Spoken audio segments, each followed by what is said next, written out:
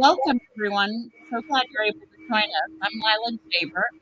I'm the president of Lila Jaber Consulting and the founder of Florida's Women in Energy Leadership Forum. But today, I have the privilege of being here on behalf of the Florida Civic Advance. This is the first Friday webinar series, and we're so excited about today's webinar because we get to highlight the Civic Advance work that the Village Square participates in. Really proud of the Village Square, and I have to tell everyone ahead of time, they agreed they want short introductions because so much to cover in 1 hour. We really know that the 1 hour will fly by. So we're going to dig right into it.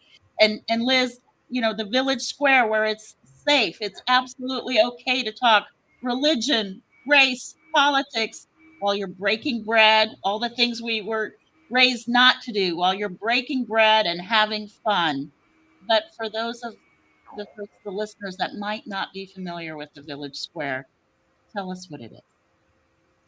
So the Village Square builds civic trust between people who don't look or think alike in hometowns. So we're really into the idea of gathering with your geographic neighbors and getting to know them as humans.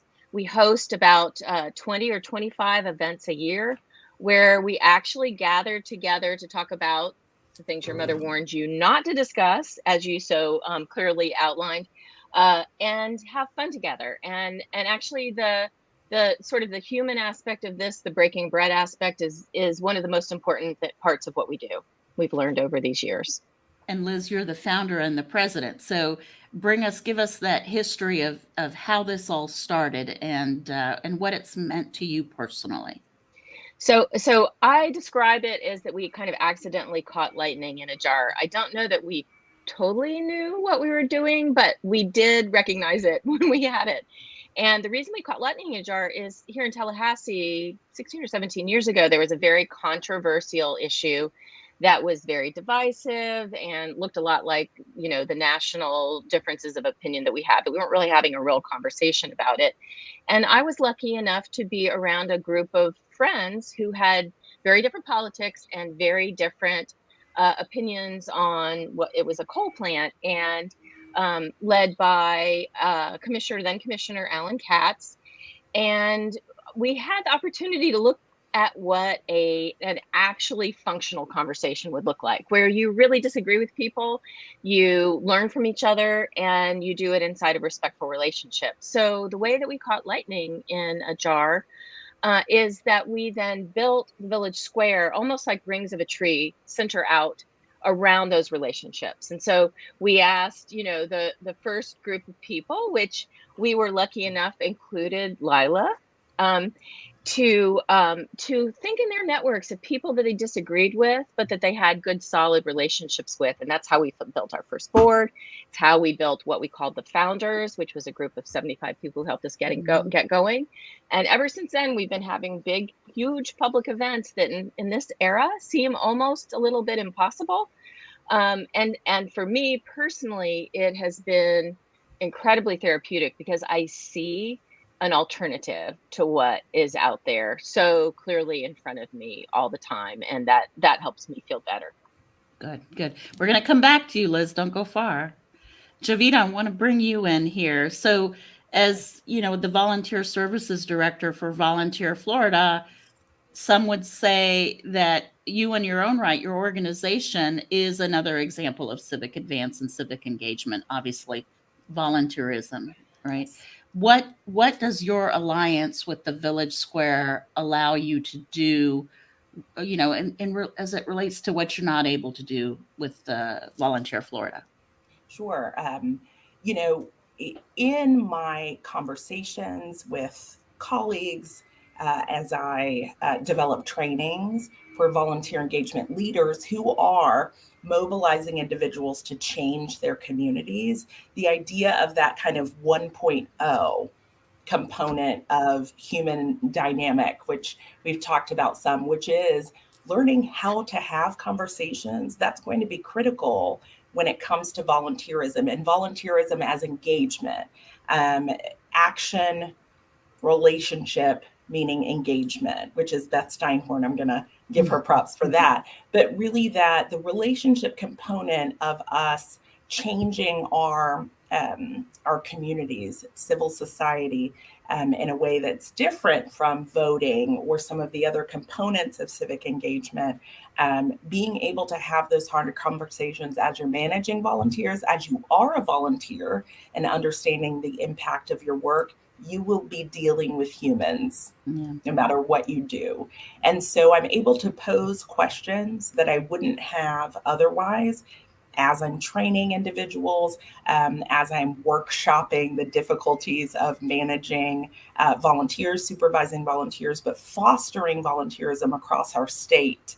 Part of that means working with diverse populations, whether it's the clients, whether it's the individuals who are managing the volunteers, or the senior leadership of our nonprofit and government entities. And so I'm able to pose questions that are challenging but not threatening. Mm-hmm. And But don't you find also, Javita, that even the folks that may be the most animated about a particular topic, when you put him or her in a room with very smart people who are willing to engage, and where the message is it's okay to disagree, but we're going to have this conversation in the most civil way possible, don't you find that immediately the emotions are removed and you really can engage on a one-to-one level, and we learn the consequences. We're learning from one another when emotion is removed from it. And it's so interesting because the emotion, some of the emotions grow in it, which is of camaraderie, of a sense of identity and belonging, where it's more that the negative emotions might kind of move into a different direction, or they're able to be couched in a bigger context. So they may not be removed, but they certainly are kind of regulated in a way such that the conversation can occur. Very well said. That's so much of what the Village Square does. Yeah, very well And said.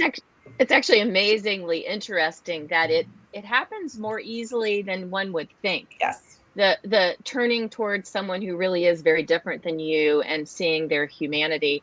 I often say that the hardest part of our job is getting the diverse people into the room. Once they're into the room, the humans have kind of a superpower that we're able to see other humans in by their heart once we are looking eye to eye. Yeah. So Bill, before we go to you, let me just remind our viewers that you can actually post questions to Liz, Jovita, and Bill. We want to hear from you, our community. And so you can post the questions, whether you're watching this on Facebook or YouTube, and we'll capture the question and pose it to one of our guests here. And Bill, I'm going to cheat a little bit. Bill is with the James Madison Institute. I know what inspired you to join Village Square, but tell our viewers.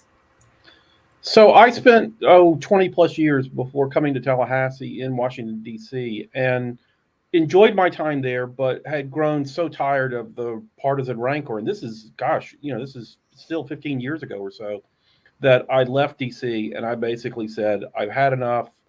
I'm going away. I don't want to be involved in this sort of thing anymore. And I came to Tallahassee, and my kids got involved in a youth theater program here.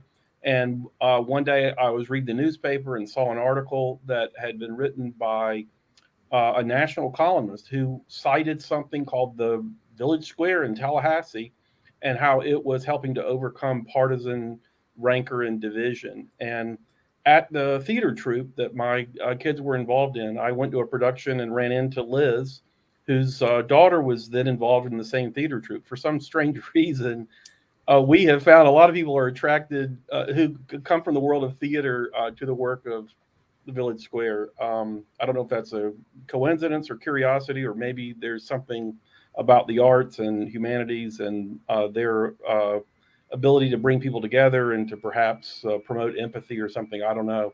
But at any rate, I ran into Liz, learned more about it, thought, gosh, this is exactly what I have kind of been longing for. And so have been involved all along since then and have really enjoyed the things that we've done and the opportunities that I've had to serve as a board member and a moderator of different programs and things of that nature.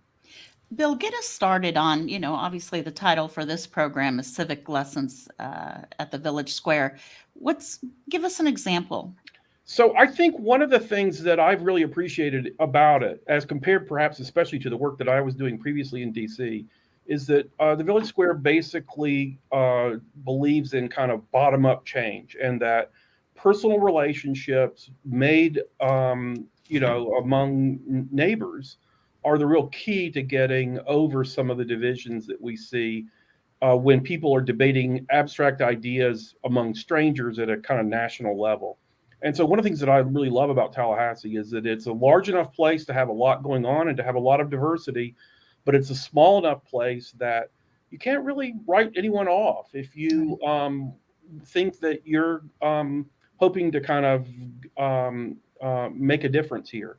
And so there are lots of cross-cutting relationships and friendships in this town, and we've been able to kind of leverage those to see change in really surprising ways. And so one of the things that I think a lot of people sometimes misunderstand about our work is the purpose of the Village Square isn't to get people together to kind of forge some sort of common document or policy prescription that we think will address problem X, Y, or Z.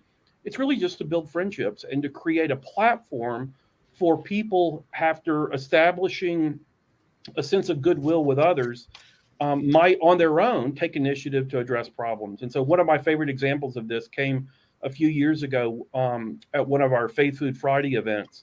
Rabbi Jack Romberg, who's been long involved with our organization, at that gathering made kind of lamented the fact that here at the beginning of the new school year, his Jewish students, many of them in his congregation, were suffering once again from being kind of overlooked when it came to respect for the high holy days, and that many of them were being asked to participate in school activities and to complete school assignments on high holy days.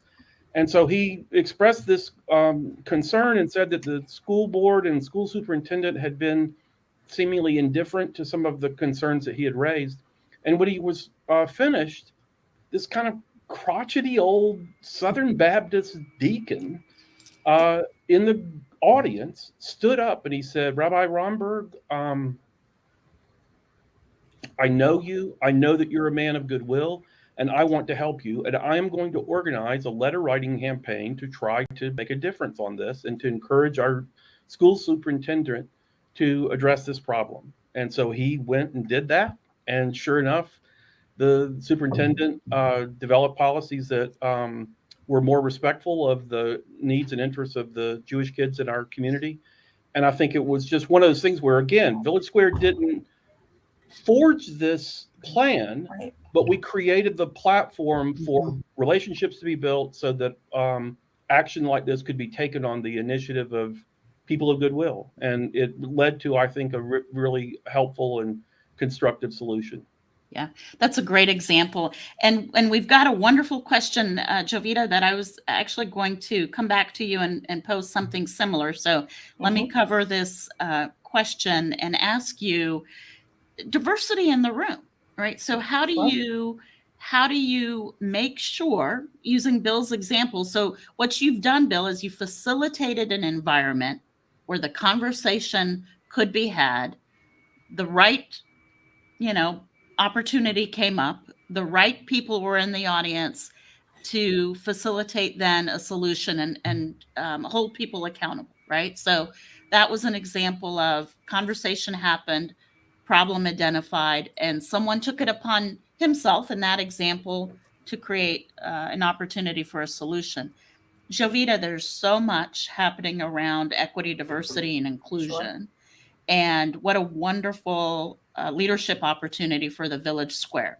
Sure. But not if the right people are not at the table, right? So sure. How do you collectively work to make sure that you've got a diverse table? Sure. So I'll say, first of all, that even if you have like-minded individuals, there is still an opportunity to grow those individuals in that space. because we have had both of those experiences, extremely diverse audiences and not so much. Because it is so difficult, we're dealing with human beings. So I do want to say and emphasize that there are times when you are feeling safer with like-minded people, that you can push the envelope on not being in your echo chamber with those people. And I think oftentimes we sort of um, are dismissive when the audience is, for example, older and white. Maybe those individuals are more likely to be honest with one another about why they are less inclined to interact with particular individuals, and that's okay. The point, though, is, are you creating relationships, a conversation, asking some questions that might be constructive and challenging in a way where those people might go out and chat with their neighbor in a way they haven't before, or the employee at work or their colleague. So that part, I think, is really important, not to discount or think that something hasn't worked just because the people look the way that they do. And certainly, for example, inclusion, equity, you might have a lot of people who look, that iceberg kind of thing. Mhm. They're white on the top, right? Mhm. Obviously, in the ocean.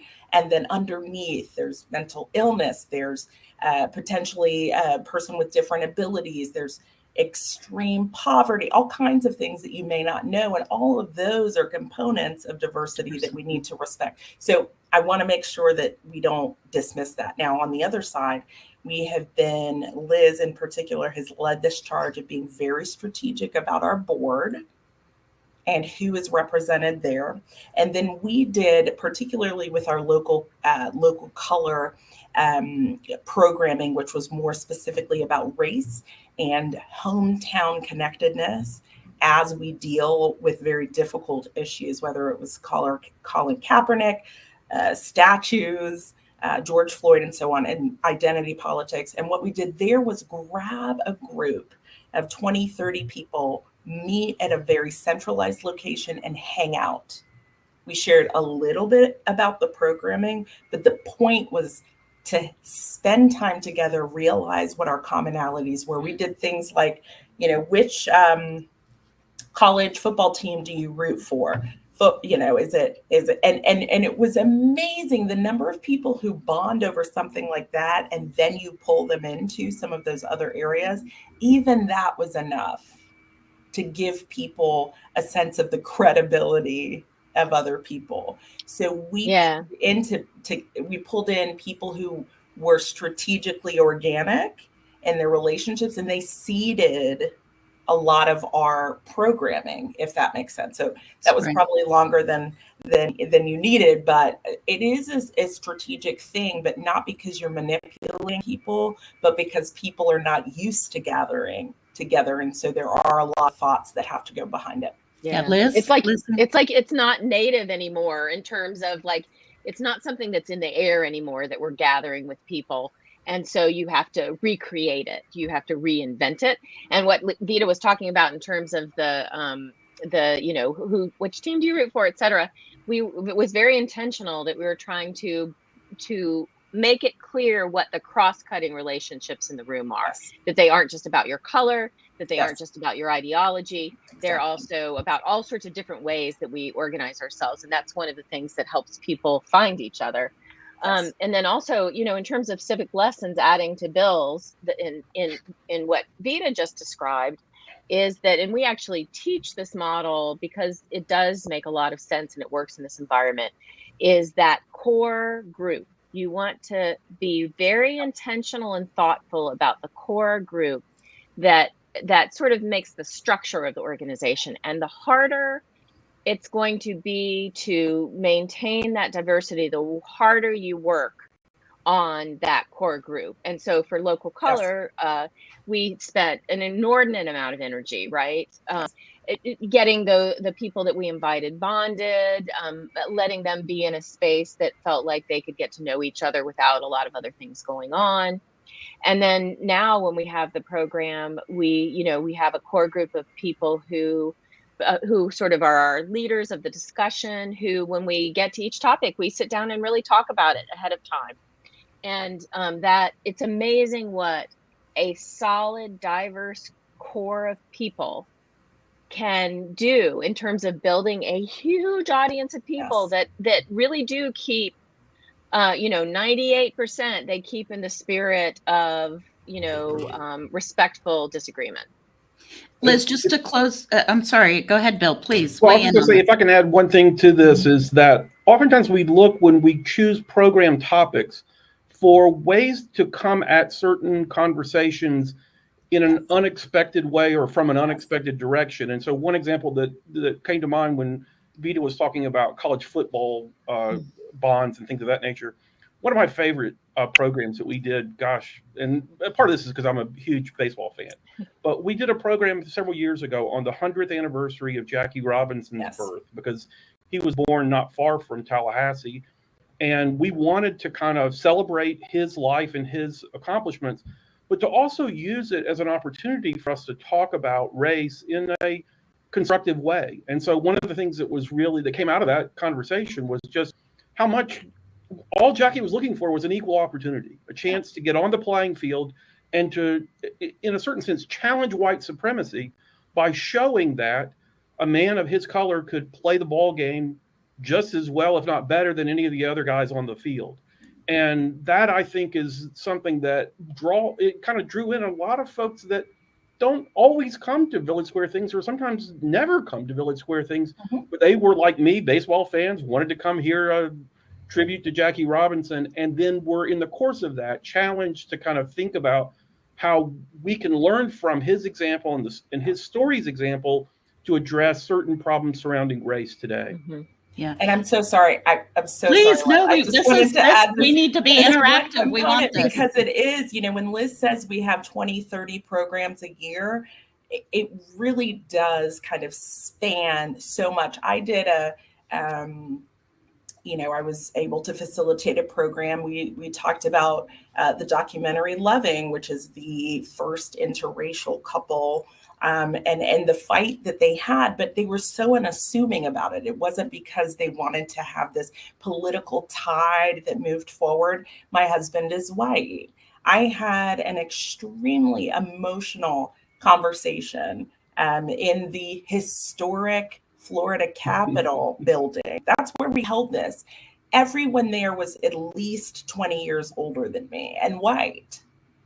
And that was extremely personal. So there are always sort of tidbits that people can critically think about, but I also believe the emotional component and those catalysts that Liz is talking about, we have cried together.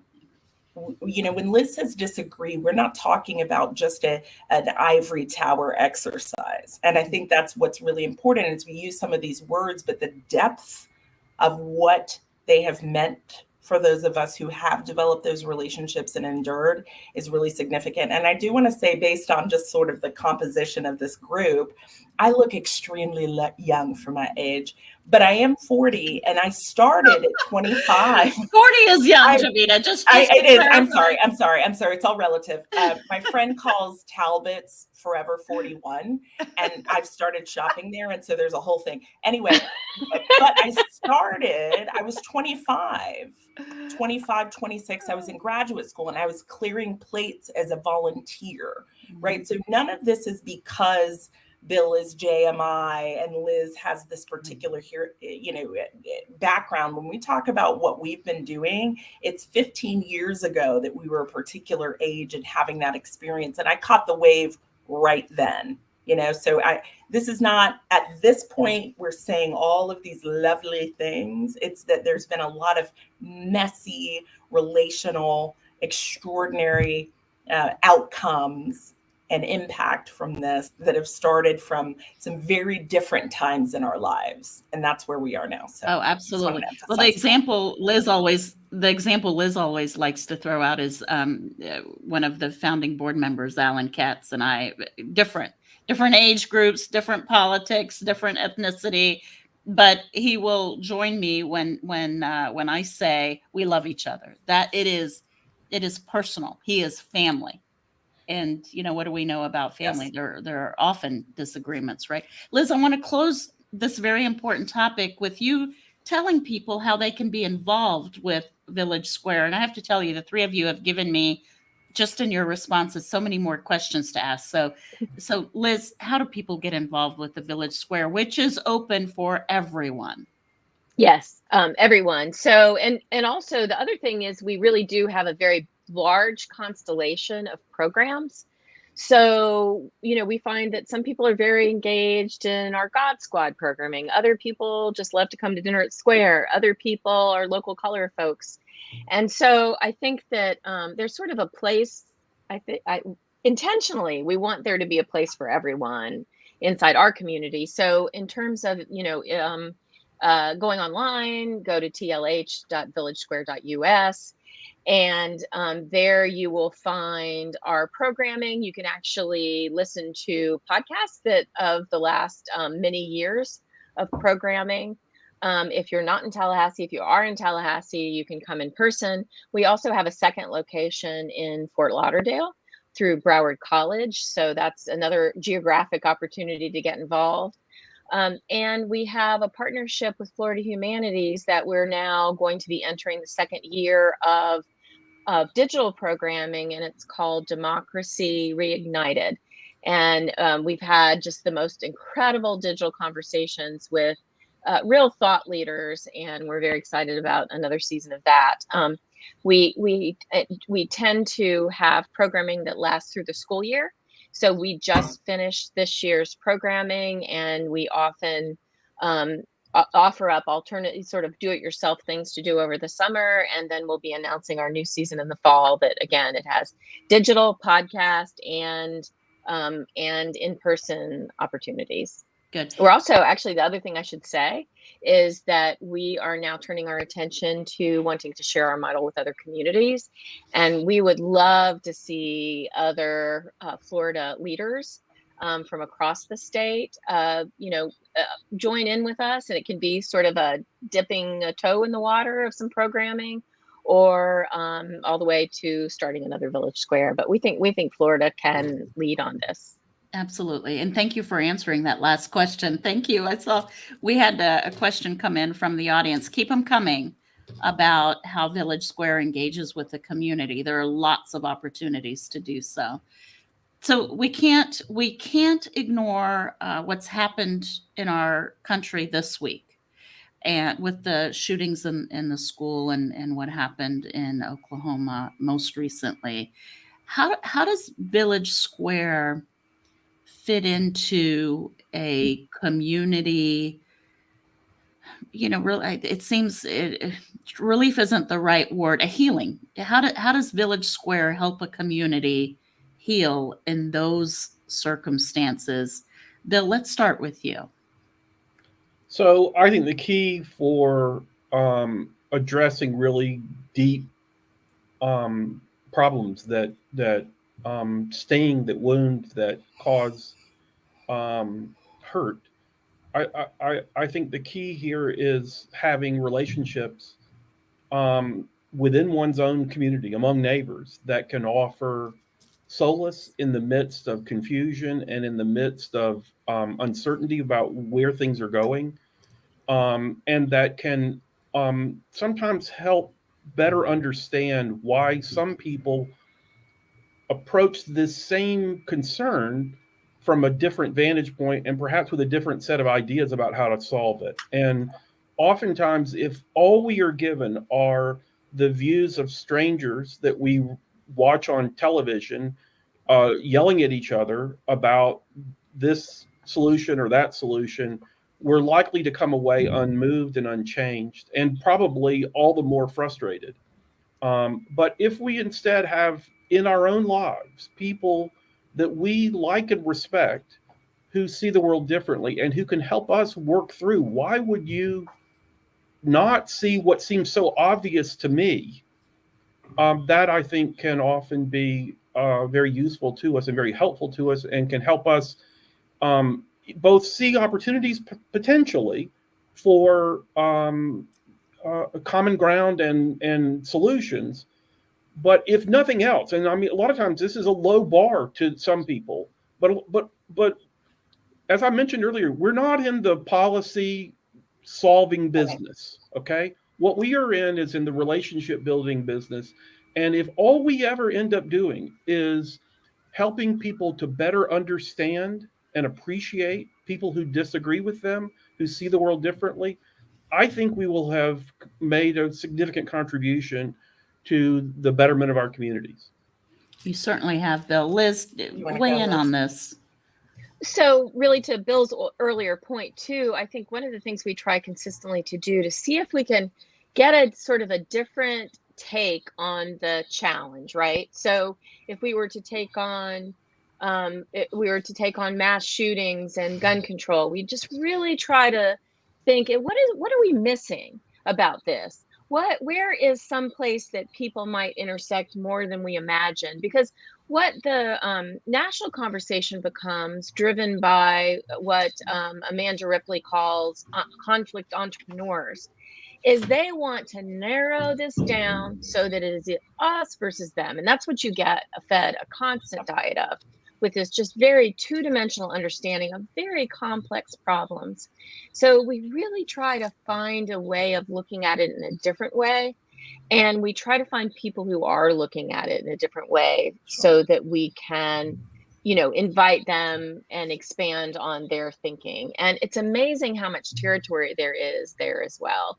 It actually is kind of sad, the public conversation we have. No wonder it's contentious, because it's sad and two-dimensional. Jovita? And I will just briefly say, even relationships that I don't have, the way that I approach a conversation with somebody that I may not have an established relationship with is informed by what I've learned through the Village Square. So it's not, I immediately texted a dear friend and her husband who had a very particular perspective and said, I desperately need help understanding some things. The way I phrased what I said, which was not curated, it wasn't spin, but the way that I was able to provide a space for conversation in the midst of my pain, which was a mutual pain, was informed by what I have learned in the relationships I've developed through the Village Square and through the programming. In addition to that, I have had other more formal relationships where I've been able to ask particular questions, control my facial expressions in a particular way, which Bill and Liz know are just, I think, 98% of my communication is nonverbal, but and not control, but be able to have conversations. It's not just that we, although this is so critical, have forged these relationships, but the relationships we don't even have, because we are at the water cooler and we are at Target and places where people off the cuff throw out an assumption that they think you might have. Being able to respond to those things, not in a way that seems as though you don't have an opinion, but in a way that acknowledges the humanity and the complexity of things, is something that I think Village Square models and that comes up as people walk through their lives, even if they don't have the relationship with the random cashier or the person at work. And that has been everything to me in terms of my daily life. Good. We actually have audience questions. Let's go to, there was one that popped up here on the screen. Let's go to that. St. Petersburg. St. Pete is one of the 16 southern cities selected as part of the National League of Cities inaugural Southern Cities Economic Initiative. Are we involved? Is the Village Square involved in that? Actually, Sharon, I didn't know anything about it. And so I want you to know that I took a little screenshot of your question and I'm going to look into it. I'm going to find out who is involved, because it is the kind of thing that we would be very interested in being a part of. And we have history of working with the League of Cities. In fact, they sponsored a whole series of programming that we did a year or two ago. So there's history there. It should be. Yeah, and also National Association of Counties and Florida Association of Counties. So. Yeah. And let's see, we've got another question. Tim, thank you, Tim. As participant leaders in the Village Square, how has this impacted your personal capacity to advocate for issues outside of the activities of Village Square, especially if they are partisan? Let's lay the foundation here, Liz. You have taken great pains to make sure that Village Square brings bipartisans, right, to the table, but Village Square does not advocate for any political position. Correct.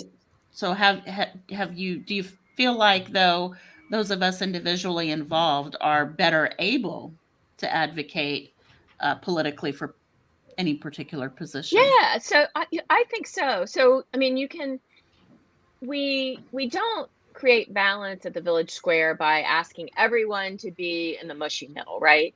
We invite people to come as they are and how they think, and being partisan and having an opinion and arguing it in the public square is the duty of American citizens, right? It's we don't want to just be all mushy and like um, uh, whatever it. So it's really more about, to me, let's say if you have a partisan position and you come to Village Square and you engage in a discussion about a topic, you will leave better understanding what the other idea is. And then not only are you, better at being able to talk to people who don't agree with you yet, and that is persuasion is part of the democratic experiment, right? Is, that you can come in and say, well, this is what you're thinking, but this is what I'm thinking. And together, when we engage in that, we solve problems better. We see our blind spots better. We anticipate challenges. If we're going to go the direction of A, the people who wanted us to go the direction of B or tell us a lot about how we're going to succeed in direction A, right? And so to me, it's sort of part of the mix of sort of steel sharpens steel. We engage with each other. And frankly, from a personal perspective, and I do, um, my political opinions probably haven't changed a whole lot, but I do, as the founder, work really hard to be just, I have a very wide variety of people who I'm very engaged in across the political spectrum. But we don't ask people to give up their opinions. But I personally find that I really actually can't even be in an ideological monoculture anymore. And actually, about 10 years into the Village Square, I got an invitation from, I had done some political volunteer work, and I got an invitation that was going to be all one side of the aisle. I so wanted to hear the speaker that I went, and I almost couldn't sit through it because everything seemed so flat. And I mean, there just weren't enough ideas to engage in. And so I personally have, decided that that's where I want to be the rest of my life, is talking to people who agree with me and disagree with me both. Mm-hmm. Yeah, You have found comfort being outside your comfort zone, and so there's a civic lesson there, Liz. And by the way, I'm remiss in not early on congratulating you for 15 years. This was founded 15 years ago. Yeah, it's pretty cool to have that It kind of really history. is. It really is. We have another question from the audience, and I'll come back to you, panel. Does Village Square ever pursue action on policy issues? I think you just answered that. Your origin story featured a reaction of a controversial waste to energy proposal. That's how it all started, right, Liz? You want to come back to the coal story? Very controversial issue in Tallahassee at the time. It was. And I think that one of the things that watching that made a number of us realize is there wasn't a place for us to really engage with each other around exactly what the costs and benefits of buying into this coal plant was. And for our community, right, what happened is the issue was nationalized. So there were ads that sort of said, well, do you hate the environment or do you hate families? It's kind of the way they seem like they come out over and over again. And we realized that there was just sort of no place anymore. So you could speak to the commission, you could sign up to spend 3 minutes talking, but that really wasn't what we ought to be doing either. We need to be really talking to each other. And I wish that everyone on this program could be a fly on the wall of the conversations that I saw that were so clearly the exact conversation we should be having. And it was funny because they had huge ideological differences, but they were actually like, I mean, it was kind of funny the way they engaged in each other. They would like say, "Oh, there you go again with all your commie ideas." But it was like they were playing with each other. But as a result, they were, and this group of leaders had navigated really important community decisions before. They were really helping people understand the best way to go. And it was the conversation we all ought to have been having. It was so clear. It's almost like you couldn't not try to found Village Square out of that, because you saw the public debate that is really all that we were offering our citizens. And then you saw this private debate. We go, that's what we need to be doing. And so now we are. If I can also add on that, we've had a more recent, here in the last year or so, local controversy that has been addressed in a really interesting way, and that's this. There was some tax money that had been set aside for economic development and tourism, and a group wanted to see that money used to make improvements at the Florida State Stadium. Right. And interestingly, a group emerged to fight against this that included some of the most liberal and most conservative people in our community. An avowed socialist county commissioner was working alongside another hard right commissioner to fight this. And as I looked at their kind of common bond and in working together on this local issue, I was reminded of two things, which is part of what I love about the Village Square. One is that a lot of times local issues don't break down left, right, the way national or state issues do. Exactly. And so it makes, I think, a lot of times local conversations more interesting because they aren't as predictable. But and it makes it possible, I think, sometimes to get things done that wouldn't get done at a state or national level. But the other thing that struck me was just that I wondered, would this coalition have come together as easily if relationships of goodwill had not been built over all these years through organizations like the Village Square? And so, it gave me hope that things that we are doing here, though we aren't in the business of forging compromises and recommending policy or whatnot, that nevertheless, that opportunity to build relationships, to better understand other people and where they're coming from, and to recognize that people that you might not agree with on any of the issues you care most about that are fought out at the state or national level might be your best friends on local issues that you also care about. Great point. Great point. Liz, we've had a question come in. Have you all ever done a program on Second Amendment guns, gun control? Yeah, we did a number of years ago. I'm trying to think of exactly. It was kind of a one-off program we did. It probably was precipitated by one of the crises, and we had people who disagreed very foundationally. And actually, I think we did it in partnership with the school system as well. So, again, what we do with for that one, we actually had a very strong NRA advocate as a part of it. And it's amazing. So when we do panel discussions on programs like that, it's amazing how well you can create a group that does a good job of having a conversation together, even when their opinions, when they're out in the digital space, end up being divisive. It's amazing how well programs like that go.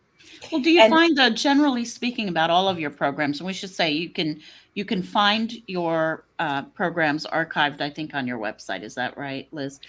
You can, yes. So as a foundation for the creation of Village Square, as I recall, there were two things that were really important: facts and civility. And it sounds like that's something that you all have been able to maintain as it relates to the participants. So my question to you, Jovita, in that regard, how do you select the topics for the programs? So I don't know who is where on the it's the party because it's Friday, but this is Liz in my space. But me too. I think there are some big fish and small ponds that you want to reel in, oftentimes in communities, whether it's nationally or locally. And Liz curates a group of people who are accepting of the wish-washy, crisscrossy reality of these things. The amount of work that does need to go into paying attention to how this works, because The honestly, core again. it's that core, and it's also those choices because of that that that foundational reality of the village square, which is the ability to have conversations is a precursor to having the conversations about whatever the particular partisan issue is or whatever. We don't learn that, right? You might be in the debate club in high school. That's not even necessarily what we're talking about. The idea of having civil conversation is by no means something that is kind of baked into how we learn. But the science of persuasion, all of those things, which again are important, that's there. So that component of what we do, which Liz works really, really hard on, who are the people who can very articulately and passionately share what they believe and already have caught that wave of civility, and not civility that they are just providing because they know they should. And that's something that I think Liz is particularly good at, is that when you listen to these individuals, it's not people who are saying that because that's going to advance their purposes, but because they recognize the complexity of individuals. And then on the other side is that local group of people. I have met and spent time with these catalysts for our race kind of local color program. We have been so irreverent, so pained by one another's comments, so blown away, so thrilled that we all really would love as adults to just hang out at Disney World. So, whatever the thing is, we have had this sphere of space to be free to have these conversations. And then through that, when we are panelists or we're moderators or we're facilitators, I think that comes across because it is, I think, humble and genuine. And that's really key. But it isn't the expert on this issue and the expert on this issue having the discussion necessarily. Yeah. Although those people are really important, it's more about whether or not they comprehend kind of the reality of what we're trying to do. And Liz, And I have a great example actually of what Vita is talking about in terms of also a super secret tip on how you build panels in a divisive environment. Is so right during the when immigration had gotten the most difficult as a topic, it was the rise of the Tea Party, and there was actually violence at town halls. We had planned to do that topic, and so we knew that because it was going to be a hard topic, we were going to have to devote extra energy in making sure that we nailed who's on that panel. Again, right. Rabbi Jack Romberg was going to be the facilitator for that. We knew that his politics on immigration leaned left. So we thought, who is our next panelist that we're going to invite who disagrees with Rabbi Romberg, but who has a relationship with him? And we thought, and we ended up inviting Senator Marco Rubio's general counsel, who was in a fantasy baseball league with the rabbi. There we go. And we knew from then on that now that we had this real relationship, if you know anyone who does fantasy baseball, which Bill is now in that. It's intense. League, yeah, it's intense, right, Bill? Yeah, but you don't want to jeopardize your next trade by alienating somebody on the panel. So you had to be on your best behavior. So we knew we had it. And from there, we were able to add people who were significant advocates on both sides because we knew we had the core of a disagreement there that had a real relationship involved. That's fantasy baseball, an example of civic engagement. There you go. There you go. No, let me add one thing too about the way we go about programming, and that is, in addition to looking for cross-cutting relationships that will work well on stage and give us the kind of conversation we're looking for, we often choose topics that approach issues in unconventional ways. Like when the gun control question came up a few minutes ago, I was like, well, we probably have, and indeed Liz mentioned that we had kind of done a session like that, going through the front door and having the conversation in a traditional way. but oftentimes we come at issues, in my mind, kind of through the back door, with an approach that we sometimes like to liken to a carrot shot in a carom shot in billiards, where you can sometimes shoot the ball into the pocket going directly, but other times you need to kind of bounce it off the bumper and knock it in by, or hit one ball into another to accomplish what you want. And we sometimes find that if we take a carom shot, we can often get people to think in new ways and fresh ways rather than going at things in the traditional direct shot sort of way. Yeah. And that's actually conflict resolution science. So Right. when conflicts get really substantial, uh, the experts say you need to do a carom shot, although they don't call it that. That's Bill's unique language that we have adopted. But that, Northern Ireland and the Troubles, when they got so intense, they would stop the negotiation and they would build civic centers together, or community centers. They would string Christmas lights, and that in fact that is actually how you start to close gaps when conflict is intense. Liz, we had a question. Tim, thank you for it. So are these facilitated conversations in the programs, and is there a model for engagement or facilitation that you use? So it really is all sort of the choreography of building the panel well. And I would say most of the time we sort of know who is facilitating it as a beginning. But other times we don't, and we start with, a key guest and we build it out from there. So, I'd say we, try to create ideological diversity. We like people who think kind of sideways and are kind of hard to pin down, and are crisscrossy. It's not a word, but we use it all the time. Themselves. And so it was a rap group, Crisscross. Yes, it was. Yes, it was. One hit wonders, but I'm aware. Two hit. So Bill and Vita both are regular facilitators because they both are individually crisscrossing themselves. Mm-hmm. Can empathize and understand. Liz, one of the things I'll just mention on a personal level has struck me about the Village Square is it's such a safe place to show whatever feeling you have at any given time. After I left the board of Village Square, obviously I've attended some events, and I can't remember, Liz, if it was the immigration event or race relations. And I remember sharing a personal story and just started crying, which is like not what I do, right? And I remember thinking after it was all said and done and walking out of the forum going, what? I can't believe you just bawled like all of these people. Because you have to understand, I mean, these are large events. And I remember reflecting back thinking, it's safe. And there's a magic, Liz, that you've been able to create, that the strongest people, the most diverse people, the most whatever political people feel safe to just be himself, herself. And that's a magic. And I have to compliment you to that, for that and what you've done. I don't know if that's, a success story for you, that you can really break down those emotions and allow people to converse so freely. But I've often found my desire to ask you, like, how do you define success?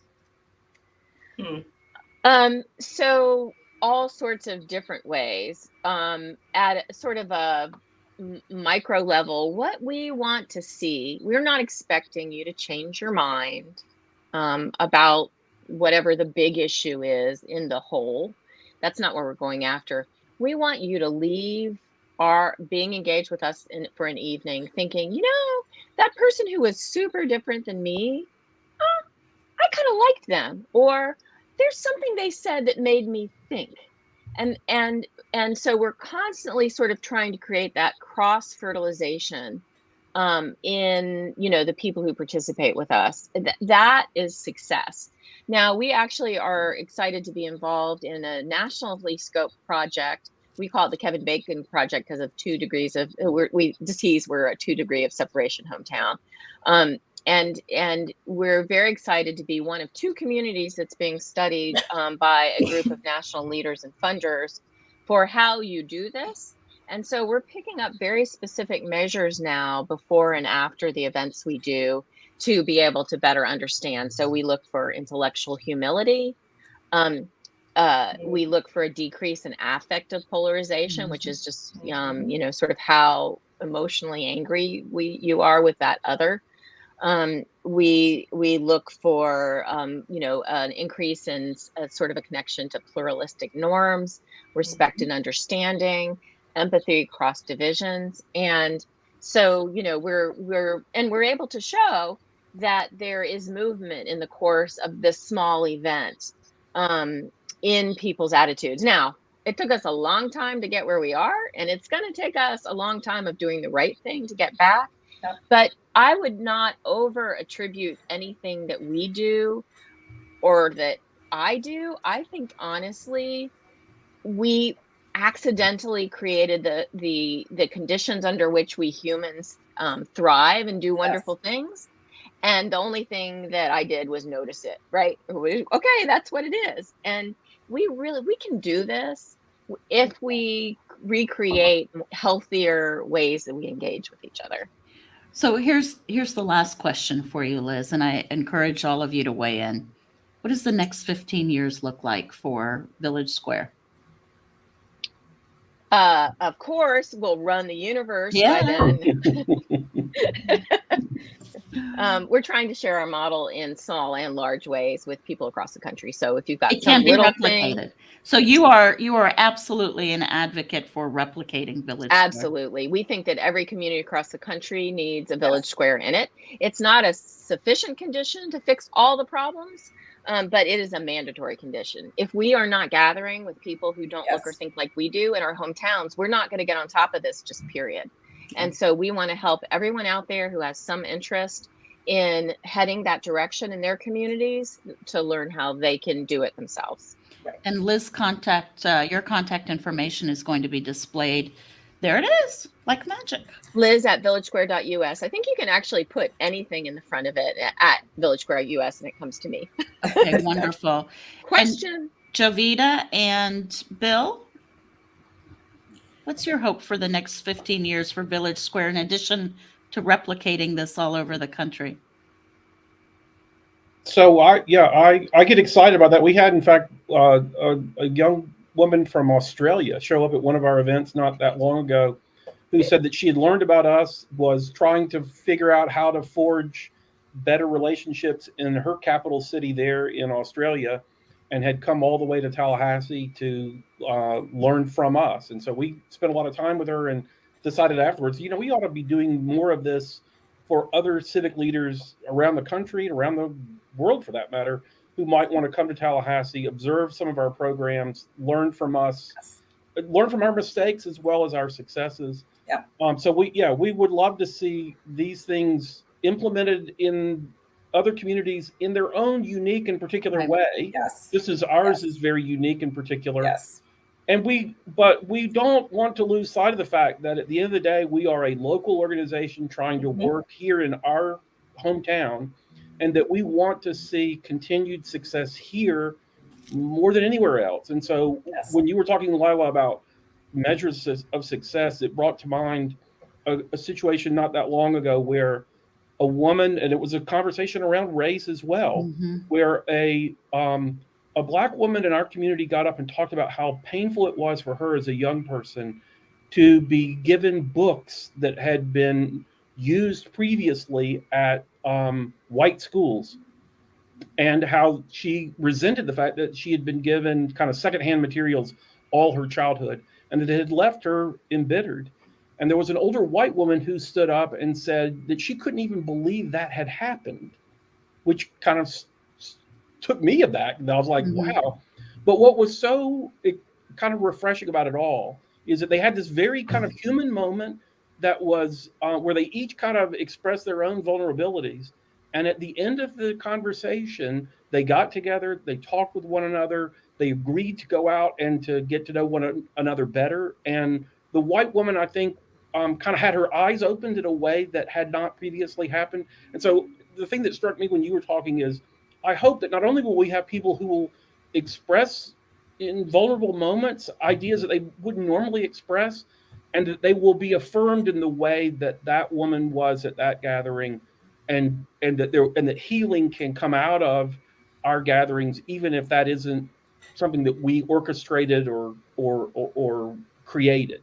We just simply created the platform or place for it. Yeah.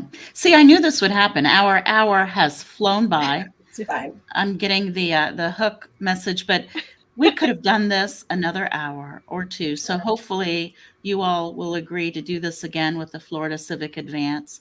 I so appreciate you. I so appreciate your leadership.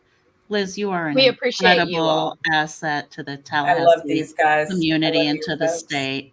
So thank you. Thank you for having us. Congratulations again. And we'll see you soon at the Village Square. Thank you. Thank you.